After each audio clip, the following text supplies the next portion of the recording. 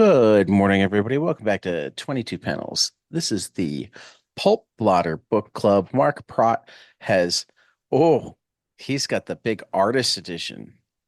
Did you see that Scott Dunbier has his own company and will be doing those now? hmm Yes, I'm looking forward to but that. I gotta go I ahead. grabbed this, and we're our subject today. You're the host. You should announce Yeah, what the yeah. subject Well, is. you showed this big book and I got distracted. Shiny objects. You know that shiny objects distract me, Mark. Our subject today is Dave Stevens' The Rocketeer. Though I also read some of the other people's Rocketeer. Um, so yeah, no, I watched the movie when it came out a couple of times in the theater because I was just the right hmm age to do that. Um, but I'd never actually read the comic before now, so I'm kind of Well, you're even though I welcome. had like a yeah, even though I had like a billion things to read this week, I'm glad that I crammed this in for you. So Well, thank you, Mark. I mean, in terms of cramming it in, like it is, like this is something that I'm hugely enamored with. These books were coming out while I was the initial books were coming out while I was in like junior high and high school. So uh, in a way, it was totally right up my alley, and it was right after Raiders of the Lost Ark. So Which which apparently he did storyboard storyboards? work on. Yeah.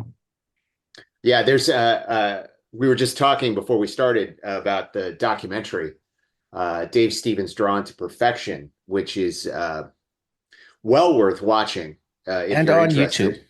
And it I just is saw that it's it, on YouTube. it it's on YouTube. It's free for if you're a Prime Amazon Prime video subscriber. It's free on there. Uh, Okay. but it was a famous story where he was working on storyboards, and Spielberg kept telling him to take more time and draw to the best of his ability because Spielberg was going to keep them. And then Lucas would come in and go like, "Wait, this is supposed to be fast. You're supposed to just get these done." Director and producer. But Right. no, I mean for anyone who doesn't know, the Rocketeer is a venerable, uh, very very pulp fiction sort of book about a airplane pilot, plane racer. He flies in a stunt show who, through a series of escapades, becomes the holder of a rocket pack. And he and his buddy Peavy, who's his mechanic, uh, But let's be fair. The escapades all take place after he becomes the holder of the rocket pack. The well, rocket yeah, but I pack mean, just there's gets left in his plane, and yeah, but there's escapades. There's yes, there's escapades lots of that escapades to keep yes, it. yeah, well, there's escapades to keep it, but there's also escapades that get it into his plane that don't That's involve him.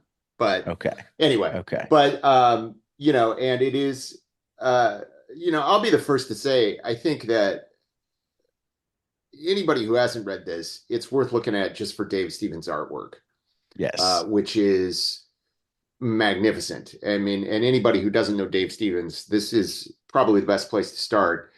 Uh, what's mind blowing is that he really hadn't done much comic book work prior to this book.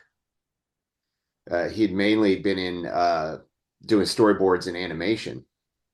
That Uh, shows in the amount of dialogue. oh, yeah. No, I mean, like there are things about this. It is very clear that this is a book that is artwork centered.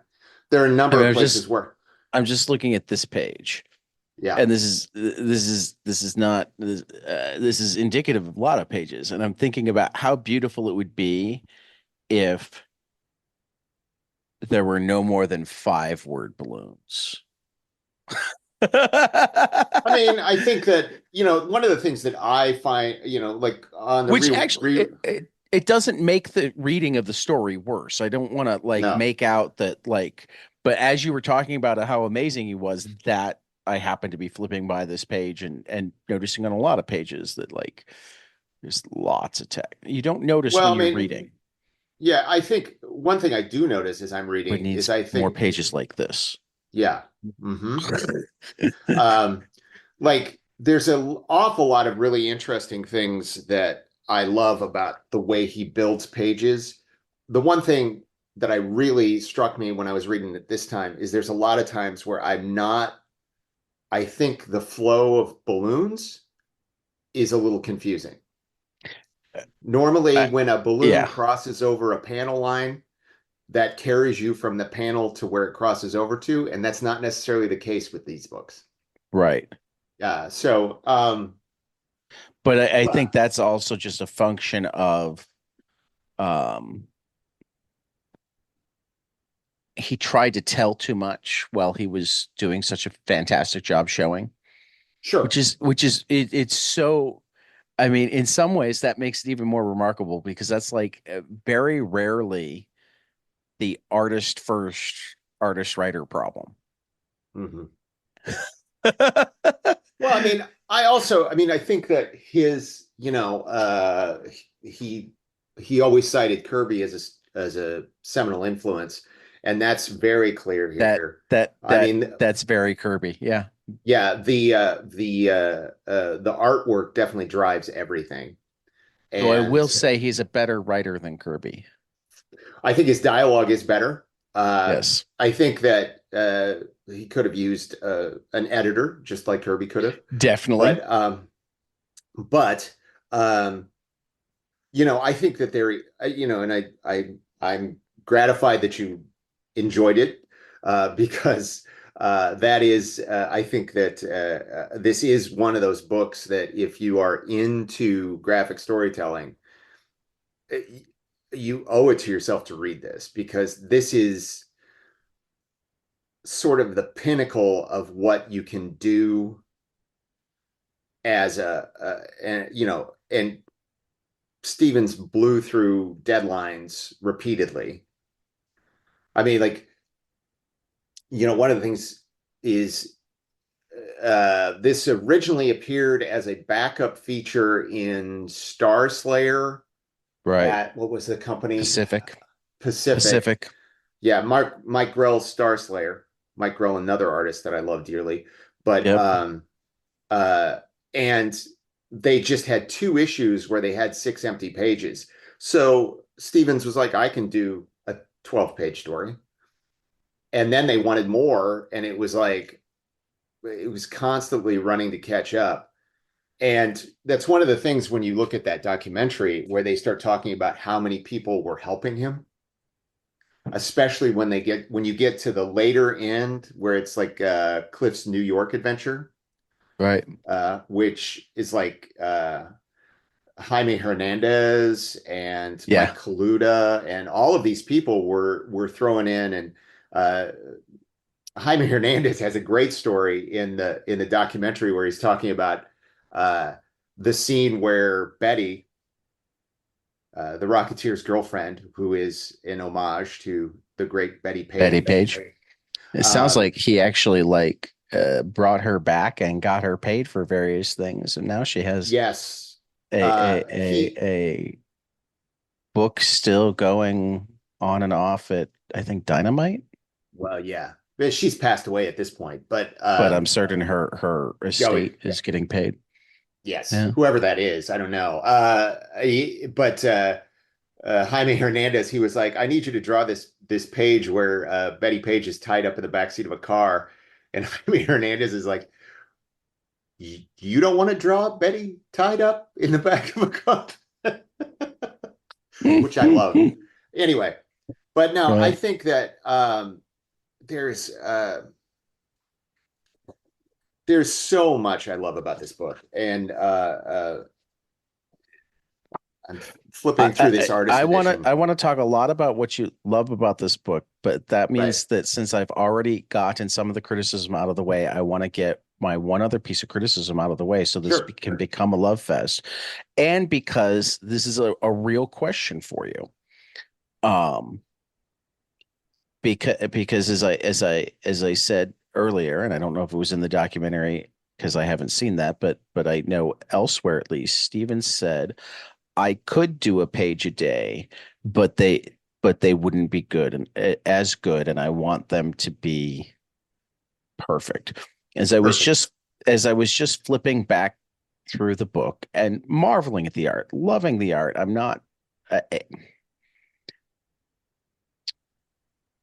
my uncle Andy likes to tell his story. Um, see, my grandfather was a physicist, so like he would break down the right way to do everything. So my uncles were getting paid to paint a couple of doors, repaint a couple of doors, like bedroom doors. And they're like metal doors, and like they take them out and they're just going to paint them. And Popper's like, no, no, no, no. First you have to strip off the old paint, and then you got to put on a coat of primer, and then you got to put on another coat of primer, and then you got to put on a coat of paint, and then you got to put on another, this whole.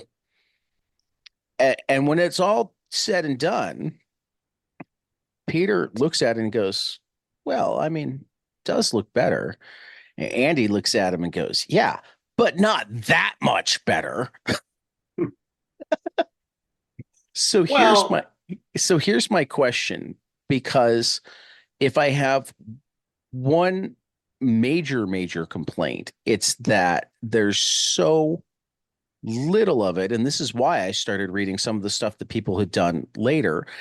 But it seems like, as is common with people taking characters that are so precious to begin with, they don't actually expand the characters either. My biggest gripe is that there isn't as much character development as I would like because there's so little. My biggest gripe is that we don't get to know Cliff. We don't get to know Betty the way we would if there were 20, 30, 40, 50 issues, whatever. Um, so I guess what I'm asking is the art that much better? um, in the time period, I mean, I can tell you as a kid Right. picking up this book, it was. Okay. I'd never seen anything like this. Okay. It just was mind blowing, and and I think that I, like into answer your question, I don't think. I mean, I feel like uh, Bruce Timm, who worked with Dave Stevens briefly, was talking about this book, and he was, you know, what he said was Cliff is a schmuck, and Cliff is a schmuck. He is. Like he doesn't, he will step up and do heroic things, sort of. It's sort of the whole Spider-Man thing, right? It's like I don't. I'm looking to get money, and then he kind of gets forced back into a corner to where he has to do something heroic. But I guess I would argue with that. I think that Betty is presented in this book is a symbolic ideal. I mean, and I won't even argue that. It's just the truth. She is a symbol of perfection because Dave Stevens thought Betty Page was perfection. And but I also think that so much of this, like the personal elements of this book, fill in a lot of gaps for me, Okay. right? I think that Cliff Secord is Dave Stevens. He's like Dave Stevens draws him to look exactly like Dave Stevens. Okay. PV, his mentor and mechanic, is drawn exactly to look like Dave Wildey, who was the creator of Johnny Quest, who he worked with at Hanna-Barbera and was one of his first mentors. Um, Betty Page is his, obsessive girl of his dreams. Like, I think that all of this is simply Dave Stevens pouring himself onto the page. And I think the reason that we didn't get more, and it's one of the things that I love that was surprising to me in that documentary, was that Stevens had like sort of sketched out various other stories he could have told, but he just didn't feel like he had the time to do them as well as he wanted to, right? Right. Because the comic book work didn't pay him as much as doing storyboards or doing advertising work or Right. all of that.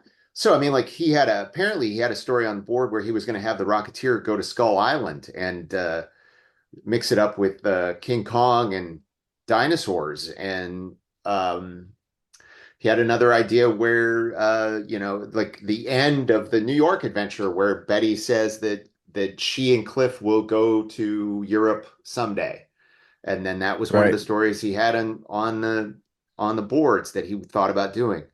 Like, I think that, as with many people who, and I'm not gonna sugarcoat it. I think Dave Stevens allowed uh perfect to get in the way of the good.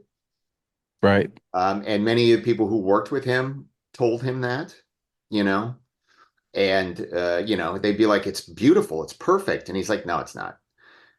And then, and the publishers who wanted to do Rocketeer books, he'd be like, it can't be monthly. It probably can't even be bi-monthly, you know? And I think all of these things, it made it hard for him to make a living doing the book, Right. but it also made it hard to put the full energy into it because he had all of these other things. Right. And in a way, I enjoy the Rocketeer books that they're doing now. I forget who's publishing them, but I want to say it's IDW. I think it is IDW. Yeah, that's who it is. I enjoy those books. I think that they're fun. I think that they capture some of the spirit of it, but in a very real way, the fact that this book, these, I mean, it is multiple books. I mean, but like I It's think 10 issues. if you purchase the thing as a graphic novel, I think we can call it that. Yeah. Um, 122 pages. yes, I think that this work as a little jewel that sits there um, is magnificent the way it is. And Absolutely. while I would have dearly loved to see Rocketeer on Skull Island, I would hate to have thought, even like I was saying, even when he got to Cliff's New York adventure, he was having to have all of his friends come in and help him with the art. And if it was going to be more and more of that, I think I would have rather just had it end when it did. I mean, and we got all sorts of other things. We got the movie, which is lovely in its own way. Right. I don't think it's quite as, I didn't have time to rewatch it. Um, but I loved it when it came out, but I was I what, mean, 10 or 11? it's one of my favorite movies. I mean, like, I Yeah. think that I thought they did a good job. I mean, obviously, you know, uh, Dave Stevens is very much in love with the female form. And there are a number of, there's a lot of cheesecake in this book. Yeah. Yeah. And that obviously was not going to fly with a movie produced by Disney in the early Right. 90s. Right. So, and, I I I I find that a little sad. I mean, I think I would have loved a I don't think it would have been R rated, but definitely like a hard PG-13, you know, would have been really fun, to Right, really get that Dave Stevens thing in there. But, right. at the same time, it captured so much. And I think that, we can talk about like I'm talking about all this conceptual stuff, but I mean like I also for being like I think his he did some work when he was very young uh uh that but I mean like this was his first or second like full on book where he did it. Right. Certainly art wise and certainly writing and art. But I mean like even at that, there are some pages where the flow of the page is Oh yeah. Well, you can definitely super. see that he loved Kirby. You can see that he loved old and see this makes it make sense. He did pencils for Tarzan newspaper strip. Um I don't think he did pencils. He inked oh, inked Russ Russ Manning. Manning. I'm sorry. Yeah. Yeah. Um I mean, and like I could, but yeah, I have something to where I say was about his inking. going Go ahead. is that there's a lot of this that reminds me of old adventure newspaper cartoons when they were more likely to have half a page to a page. Right. It's got layouts that are reminiscent of Roy Crane and Hmm. Hal Foster. Um, and I can't believe I know these names now. Thanks to my comic strip club that was going to record today, but we're everybody's schedules are so busy, and we got to figure out when the next time that we can. It's funny, Mark. I try to build up the book clubs so that there are enough people that somebody can miss, but then we become so attached to each other that we just wind up Yeah. rescheduling until we can have everybody there, no matter how many people are in it. Right. Well, I wanted to say something that uh, specifically I've looked into that Dave Stevens inked everything with a brush. I can He see didn't that. use pins. And is again watching the documentary, like they're talking about that's like an unheard of skill anymore. Right, Like nobody inks with a brush anymore. But the beauty that he can achieve with that is right, just shocking. Um, right. um, Well, but I mean, and he takes.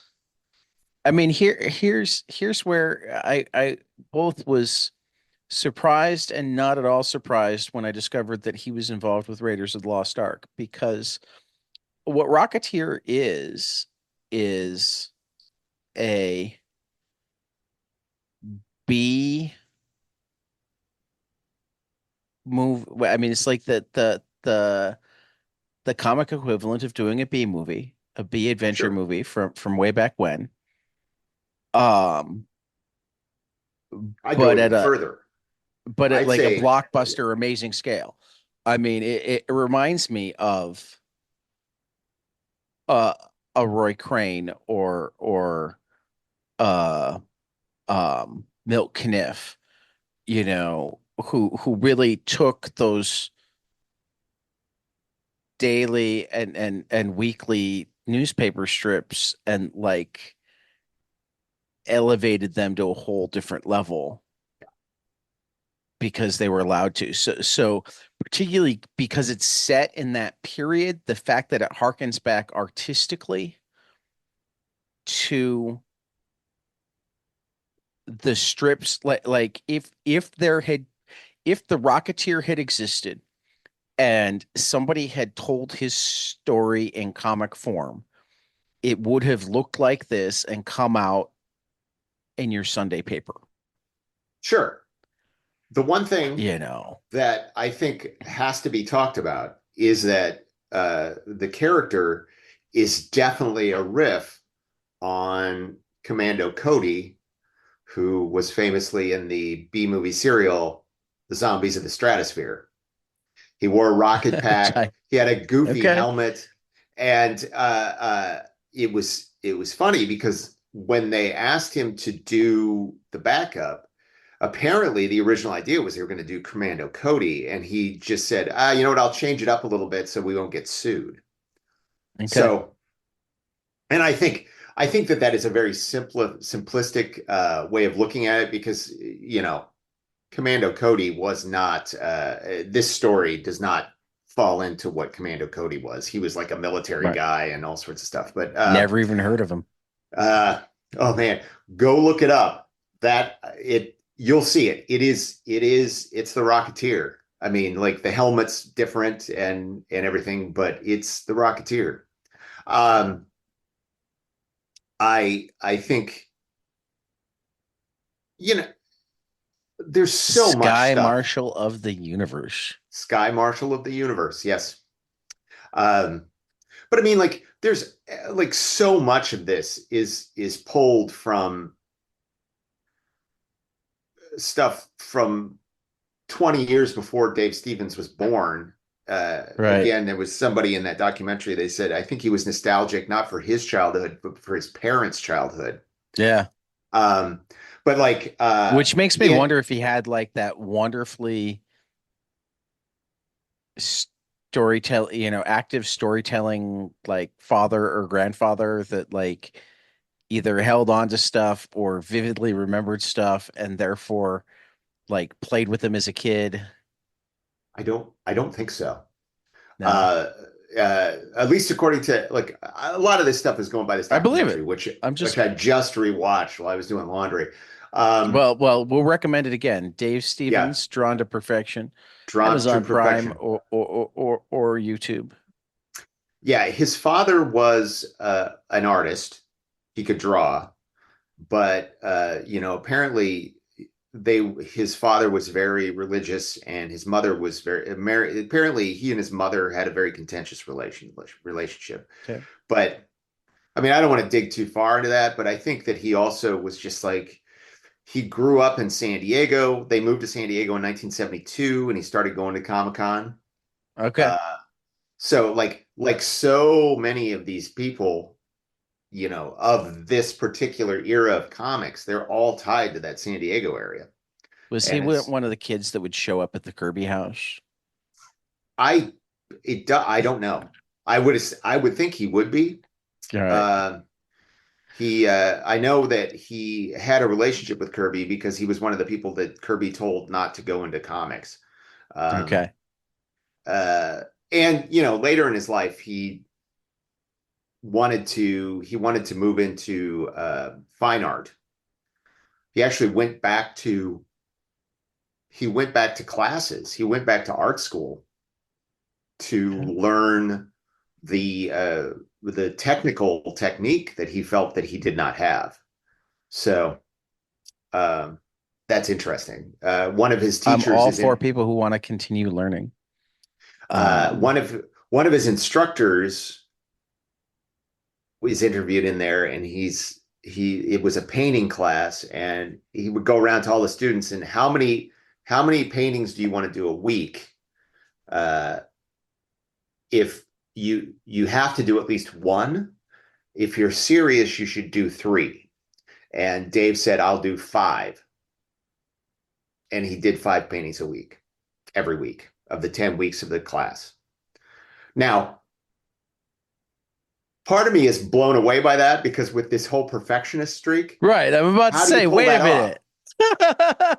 But I mean, like, I guess also you're looking at it as like it's a class assignment or whatever. Right. But um, he had a studio Maybe with, he did one painting and then cut it into 5 pages. I don't know. Uh, But yeah, he shared a studio with Bill Stout and another artist that is escaping me at the moment. Um, So I don't know. I think, but there's one page that when I was reading it through this last time, I was like, I love the flow of the page. And it's page 36 when they're testing the rocket after PV's fixed it Oh yeah. and explained to him how the thing works, which I Yeah. Yeah. loved. It's like I'm just strapping it on and going. But it starts out with there's this panel across the top of the page with the car, and they're getting ready for him to fly. And then you go back over to the left stand, and then you have this long panel that goes down the rest of the page that takes you all the way to the bottom. And then the next panel, same long panel that goes all the way to the top. Like he takes off Right. and carries you right to the top. And then you're back Yep. here for the four panels that Yep. go down the edge of the page. Yep. That's awesome layout. Like it's busy, but it's also just super clear. Like you just go boom, boom, boom, boom. And I think that there are pages where it's not that clear, but that one works beautifully. So I don't know. Other things that I was wanting to talk about. I love the when we get to Cliff's New York adventure and Lothar shows up. Yeah, the I actually think I liked the New York Adventure more. You could tell that he was growing as a cartoonist. Mm-hmm. Oh yeah, no, Which I is think the another New York. reason why I it's one of those things, great cartooning is so much more than pretty art. Um, and he was growing in so many of the cartoonist ways Right. that I wonder if he valued storytelling as much as he valued artistic precision, um, where we might have gotten. Well, I mean, like he had several other projects he's working on. He was working on a animated project that he was going to do Right. that never came to be. Um, but no, I just Lothar, which is that character, is a real actor Right. from the 30s by the name of Rondo Hatton, who played the Stalker or something like that. He had a whole series of movies where he was like the murderous monster guy. It's Right. just like that's the sort of thing I personally I feel like this book is basically like anything that Dave Stevens loved at any point in his life, he just sort of vomited He on the found a way to ending. get into it. Yeah. I mean, like uh uh Danny Bilson, who was one of the screenwriters of the movie, was talking about like because they worked very closely together. Uh because Dave actually gave them the rights to work on a screenplay for free because they enjoyed each other's company so much. Right. Um, but he was talking about how when when they were working on the movie, that the storytelling elements, the things that were important were Cliff, Betty, Planes. And he's like, when Dave was working on the book, it was Betty, Planes, Cliff. So, I mean, like I think, and that goes to what you're talking about of like, is the characterization simplified and quick? Yes, absolutely. But it was an opportunity. I think that you have to look at why the book existed in the first place. It was like we have two 6-page elements that we need to fill up with Right. something. Can you give Right. us something? And he was like, And you that know what? in that sense, it's like beyond. Yeah, just like all this stuff that I thought was fun when I was a kid, watching it on the Late Show or whatever, and then Right. it's all in there. I don't know. I think that it is so. Well, and yeah, and I think it's actually interesting that the one you pull out is the artist edition. And do they have I know a lot of times with the artist edition, the word balloons aren't in there. Oh It's yeah, just the art, right? yeah. No, I actually the other I was lucky enough. Uh, One of the times that I was in San Diego for Comic-Con, went to the Comic-Con Museum, and they actually had a exhibition of a whole bunch of Dave Stevens originals and a bunch of his uh, Rocketeer stuff that he had from like the movie and things. And Right. so, uh, yeah, the pages are complete. They are done and complete.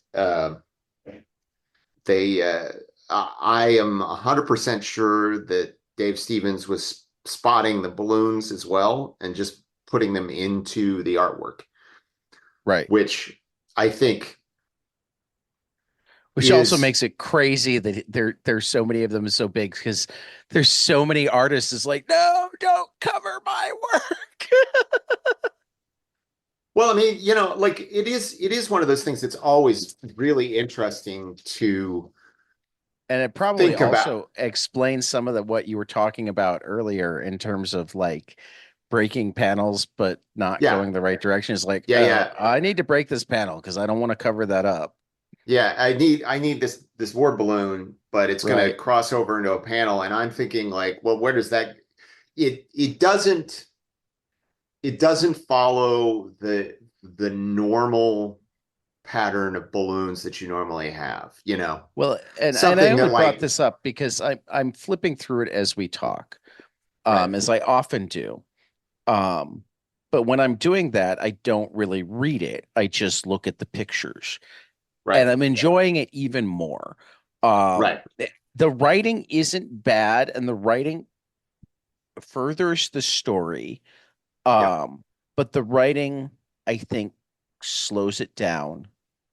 And the writing, I think, gets in the way of really appreciating how good his visual storytelling is. So I mean, I mean, going back to what you'd said before, I really, really wish that he'd had an editor or maybe even a scripter. yeah. I Um, mean, I won't deny that at all. I think that there is a lot of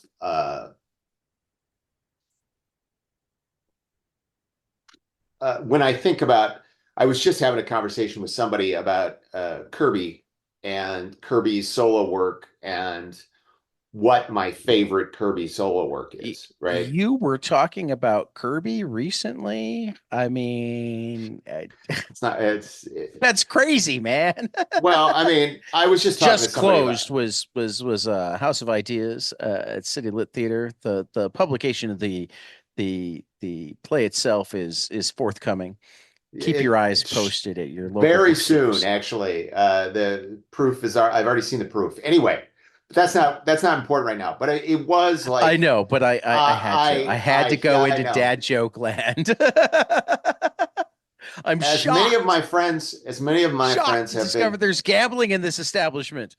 to, my friends have You're been winning, teasing me sir. recently that you can't spell Prot without PR. So whatever. Um, but I actually have a point to make No, I'm that sorry. I'm sorry. is that uh, this book reminds me of my very favorite Kirby solo work, which is Commandy. Okay. I think that is where Kirby had more focus and more of an intent on story instead of just throwing ideas out. I think that it wasn't so ambitious. Like, I think that, and I think this is where the simplicity you're talking about really helps this book, is that there's nothing grand going on here. It is a simple, pulpy adventure story. And that allows things to not get bogged down. It's breezy. And I agree that there's probably a little too much dialogue for the breeziness of the story. And speaking about Cliff's New York adventure, where we get into the whole thing with the freak show attractions and the circus, the carny thing, and I thought when I was rereading that, I was like, wow, this feels a little muddled. Like it feels like there's almost too much going on, and somebody wants to kill somebody else, and Lothar wants to kill the Everybody. magician, everybody, and yet um and I felt like that was almost a little too much. And it was like I stuff know, but that, there's some really pretty pages there. oh, incredibly pretty And pages. some of them he did much better at like not being overly wordy with. Well, we're also talking about where uh, the New York adventure, that's where he was bringing in people to help him. Like Right. there are pages that Mike Kaluta actually did the layout. And apparently, Dave Stevens was a very, his pencils were very sketchy and he did most of his drawing in ink. Right. And it's, with the artist edition, you can see that. You can see, white out on the pages, making corrections and things like that. Um, and uh, so, I think that a lot of those stories in that section of the book, you can probably take them as kind of jam pages. Right. Uh, that's not taking anything away from Dave Stevens because I am I mean, 100% sure. honestly, that makes me like wish that he kept jamming. Well, I mean, You like know? when in 72, when he went to San Diego for the first time, he showed his stuff to Neil Adams, famously not one to mince words about people's talent. Neil, Uh, really? I thought he always. No, I'm kidding. as somebody said, if Neil thought that you needed to get out of the business, he would tell you because he thought that was kinder than Right. letting you continue to think. But I mean, he looked at Dave's art and he said, you could ink for Marvel. So, I mean, I think Dave's talents lied in his inking. I think Yeah. that was where it was really genius. Um, I mean, and he says in that documentary, he's like, oh yeah, and if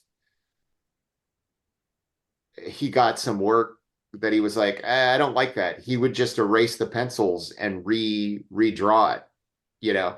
So I I mean, and that's when he's working for like Russ Manning and all of these people, you know. So I don't know. I think in any case, I could go on and on about the artwork. I mean, but I just think that it is like I think so many people. I think at this point, so many people have seen that movie, and I was actually literally shocked that you hadn't read this book. Yeah, Um,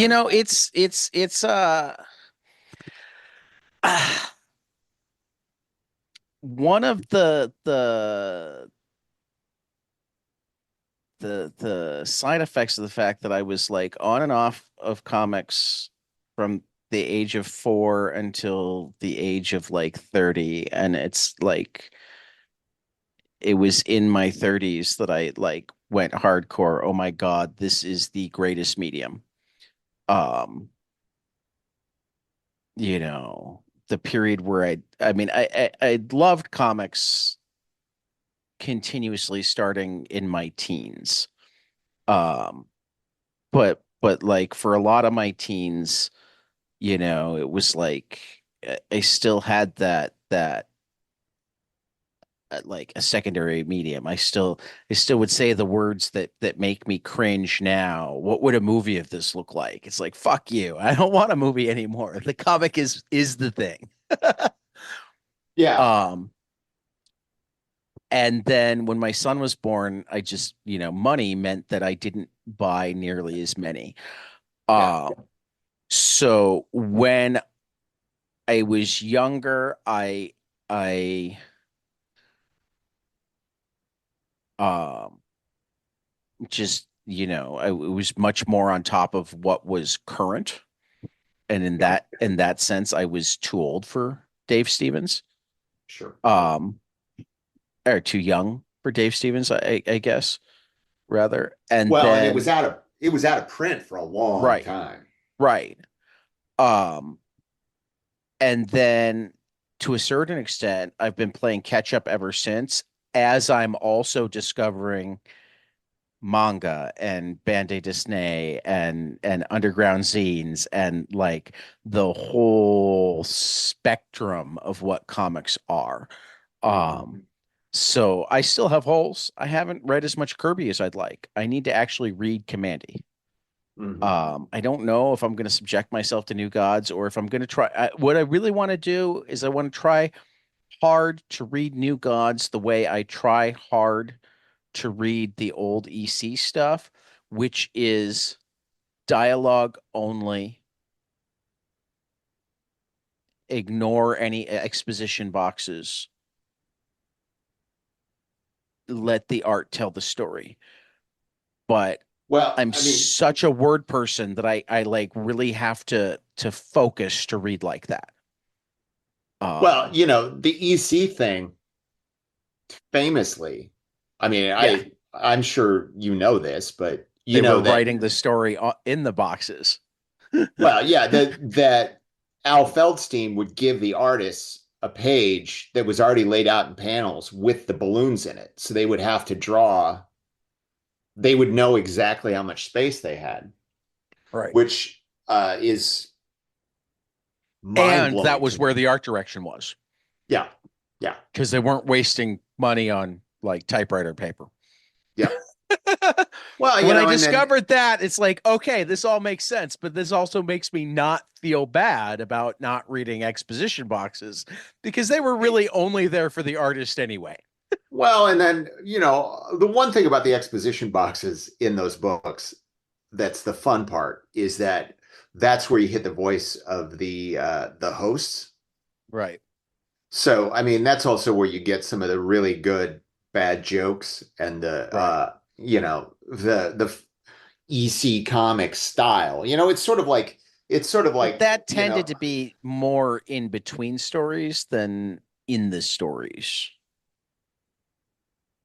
Not to an extent, always, yeah. but I mean that's one of the things I appreciate about EC is like, and I appreciate a lot about EC, um, is the way they let the stories be stories, even when they're part of this theater. Hmm. It's more like here's the host introducing the story, and let's get out of the way now. Right. Uh, But but like not to get totally off the rails, this is what I would say about New Gods and the Fourth World in general. I think the best way to read it is to do it in chronological order. Like get all the books, all the Jimmy Olsen books, all the Forever People, all of the Mr. Miracle, get the New Gods, and lay them out and read one a month of each one for the 11 months. Because trying to process, it's my famous story. well, you can't. Uh, It can't be one a month for 11 months. There's more than 11 issues, there's a let well, Mr. Miracle went to 25. or one of each book. One of each book. That's what I'm saying. So I like, thought you meant one book. yeah, I no, get it no. now. Yeah, so like to take it as you would read it in 1971 or whatever it was. Um, because famously I was talking to the cast and I said, the last time I tried to reread the whole Fourth World was on an overnight flight from Chicago to London, reading in chronological order, book by book, over, and it made me feel like I was going insane Mhm. because the there's so many ideas that are piling up, Right. and again, sorry, Kirbyites. The the scripting is so hit or miss Right. that it becomes very hard to process what you're reading. And what I would, when I reread it again, which will happen sooner or later, what I'm going to do is exactly what I described. I'm going to get Well, my collections I'm and going I to will, ask you right now because as you were describing that, I'm like, what a cool book club. When you decide to reread it, do it with me. I'll read it with you. okay, I'll do it for the first time. You'll do it for the however many times, I and think we'll fourth or get fifth. together and Yeah. record monthly, and Yeah. we'll talk about Well, I it mean, and because then, I think that would be fantastic.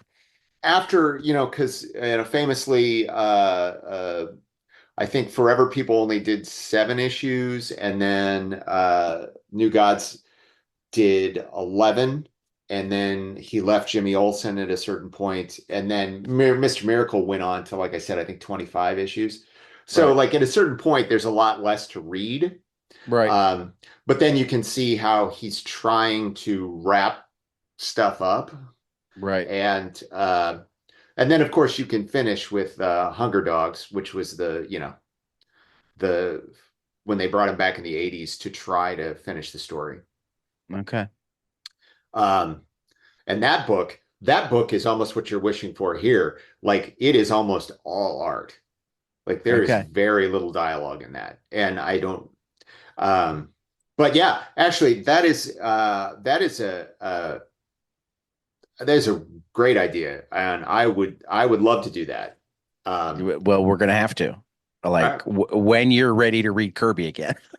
yeah, give I me encourage you to step away from Kirby for a while. uh and I don't know, I could I might have some names of people who might join us in that little escapade. I'm So, all for that. um, I'll have to think who about it might, too, because I think that would be who, fun. I mean, and I think that would be a lot of fun too. But yeah, I see a lot of Kirby's strengths in Dave Stevens, and I also see a lot of Kirby's weaknesses in Dave Stevens. I think to bring it back to Rocketeer, Right. but I think that it's the very simplicity of the story that he's telling that makes that almost a non-issue. I mean, you Right. can say he's a little wordy in his dialogue, and I won't argue that. But I think one of the bigger problems is he's wordy and thought balloons. And I yeah, love thought balloons. I loved that there were thought bubbles here. I loved it, loved yeah, it, loved it. I'm not complaining that there were thought bubbles, but some of them were really, really long thought bubbles. well, I mean, if you could see my thought bubbles, you would That's see that there true. are pages and I, pages. But I I I mean, know my but thought bubbles too. That I that I is a challenge. I am with you. I think that, like, modern comics have gotten so anti-thought balloons. Yeah, I think that I that miss is thought a balloons. that is an integral part of how this medium can One of function. my like dream things to have at some point, since I discovered that some people think in words and some people think in pictures, is to at some point have a comic where some people are having their thought balloons in words and some people are having their thought bubbles in pictures. I remember there was some book, I can't remember what it was, where every thought balloon was a image. Was And it? I think that's really interesting. I can't remember what it is, but Yeah. I know um, that Sword Daughter, the girl that had been essentially feral for a while, spoke in pictures. I think it was the mm, way of indicating that like her language was not there, but she was able to communicate certain things. yeah. Um, yeah, there's Yeah, I definitely mean, people who have played around with it, but I think it would be fun to do in like not I even you like know, an adventure. or genre story, but like a literary type comic. Oh yeah. No, I'm kind of a literalist when it comes to word balloons because I'm like, okay, this is what people are hearing. But I think Right. that thought balloons are there's so many ways you can do it. I Right. mean, I tend to be I like if I was going to write a thought balloon for myself, I would it would probably be written as dialogue because oftentimes when I'm thinking like Internal it would almost narrative. be a Me script. too. Like Yep. I think Yep. about what this person would say and what I'm going to Right. say and what Right. and Right. I think that's fascinating. Whereas But I think some people would have like word clouds. yes. My wife talks about how she doesn't even really think in pictures. She thinks in colors that will sometimes swirl their way into pictures. Hmm. But I mean, like like we can like this is a whole Yeah. conversation. But I mean, I think about like early Spider-Man, like all of the Stan Lee Spider-Man books, whether it's with Ditko or with Romita, Ramita. like Spider-Man, Peter Parker is defined by how he thinks. Like Absolutely. like that is what makes that character is what Right. he's thinking. I mean, like, and that when he talks, and it's part of the depth of that character that when Spider-Man's in combat and doing his trash talk and stuff, that we also see that worried kid that's inside. Right. And I think Right. that is I mean, and I know you and I have had this argument about Stan Lee and his talent and whether he's a good writer or not. But I mean, like that stuff, that See, is see, uh, you Spider-Man is the counterexample. Spider-Man is the counterexample. Um, he writes Spider-Man wonderfully. I'm not yeah. gonna. I mean, I still think Bendis wrote it better. Um, But Bendis won't use thought balloons. I Like forget that's if he didn't use. Well, they didn't use this is thought balloons, but I Ultimate love Spider-Man. I don't think there's any. No, I love but they use thought boxes. they use thought boxes, but that's a Yeah, different thing. I See, I agree. mean, and I I am agree. a huge Bendis fan, Right. huge. And when I first started reading Bendis and reading about Bendis, and Bendis talked about how much he loves David Mamet, who, if you're a theater person, we're not supposed to Oh talk yeah. about David Mamet anymore. But Oh, I didn't know we screw weren't that, supposed to talk about David Mamet anymore. screw I that. didn't even know.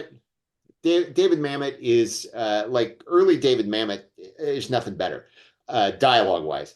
Right. And and I see that in Bendis. But I mean, I think that it also is why Bendis won't use thought balloons or does it very, very rarely. Right. It's one of those things I would love to talk to Bendis about. Yeah, Well, if I ever get Bendis, I'll bring I you. I'll we've bring had you. these discussions. I mean, like, look, I saw this whole Kirby Stan Lee conversation. I'll pitch this out to everybody because we're getting to where I'm going to have to log out. Right. But um, uh, the new deluxe edition of Origins of Marvel Comics with the additional material, they have two versions. There's a hardcover that's the deluxe edition that has extra essays and an interview with like Larry Lieber and Alex Ross and Ray Bradbury's original review from the LA Times. Like that book is magnificent. The you can also get just a reprinting of the book as originally was released, and that's great too. Um, but that deluxe edition with the work that Chris Ryle did is choice. It is an amazing piece. It is an amazing piece of comic book history that is well worth reading if you're interested in the history of Marvel and the history of comics. That's my pitch this week. Well, anything else we want to say about the Rocketeer? Um, just that I think that this is really when we think back to the 1980s, and there's a lot of seminal comic book stuff from the 1980s. You've got things like Watchmen. You've got things like Dark Knight Returns. You've got the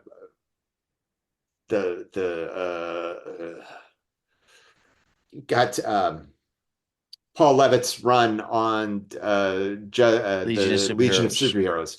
Superheroes. You've got the Great Darkness War. That's what I was trying to come up with. Right. You've got the Swamp Thing. Swamp Thing, all that. Rocketeer, in my humble opinion, Love and deserves to Rockets. be right up there. Love and Rockets. All this explosion in we had we had the comic book stores and the Right. direct market, and it allowed things to change. Right. And this book is a throwback without a doubt, but it is such a personal statement by Dave Stevens about what he loved. And anybody who has a love of comic book artwork, it's a Oh yeah, must it's read. totally. I mean, anybody who likes pulp storytelling, this is like I'm the opposite. We switched roles this month. Normally, you're the one who's picking apart the thing and stopping and saying, "But I really liked it. You should read it." Yeah. I Well, I feel like mean, I've played that role today. You should absolutely well, read The Rocketeer. It's amazing. the last couple of times we've done one of these things, it's like I have been so busy that I Yeah. couldn't come up with something to read. So it's been stuff that Right. you brought in. And this is Right. times that I brought something in. And Right. I'm now hopefully I'm starting a new show in a few weeks, so things could get a little dicey, but hopefully I'm going to come up with more things. Cool. Uh, Cool. but I mean, I was thinking about it as pulp stuff, and like this is like This is pulp. quintessential pulp. This is I mean, pulp. for God's sake,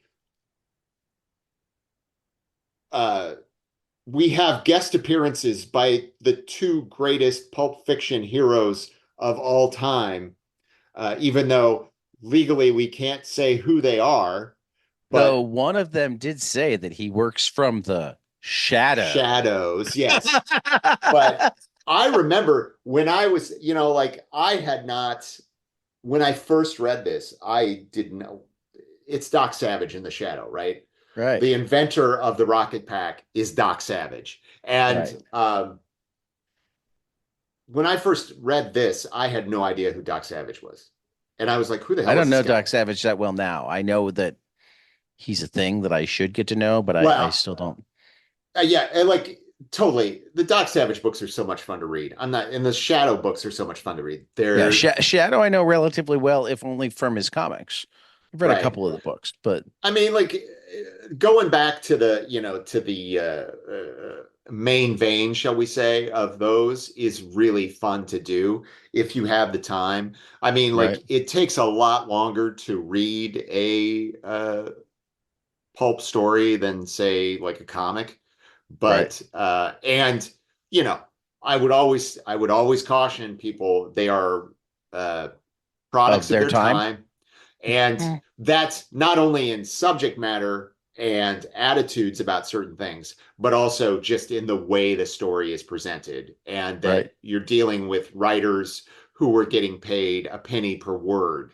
So anytime it's sort of like when you read the Robert E. Howard Conan books, which are also fantastic, right. but you always have to know that if he could write 10 words where three would do, he's going to do it because then you get 10 cents instead of 3 cents. Right. So um, that's sort of the nature of it. But, you know, it's, whenever I watch the movie, I always feel ripped off that they changed it from Doc Savage to Howard Hughes, even though Peavy thinks it's Howard Hughes, which I think is really Right. funny too. Um, Right. but I mean, now that I know Doc Savage, it's like when Monk and Ham show up, which are two of Doc Savage's uh, associates, supporting cast, and they're never named, but it's clearly them, and they're in the book quite a bit. Uh, they're in fact the ones who walk in on Betty's photo Photo session that shoot. is probably the most famous panel page of any Rocketeer Right. book ever. Um, and it's gorgeous and it's very cheesecake. So be Yep. prepared for that. But but not Look. salacious. I mean, that's the other thing. Right. Is like it's like Dave Stevens' artwork is highly sexualized, but I don't feel like it's exploitive or gross or Right. um uh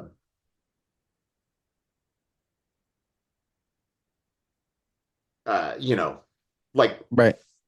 you know, I don't sit there and go Yeah. like, you know. So Right. yeah, It's anyway, not cringeworthy.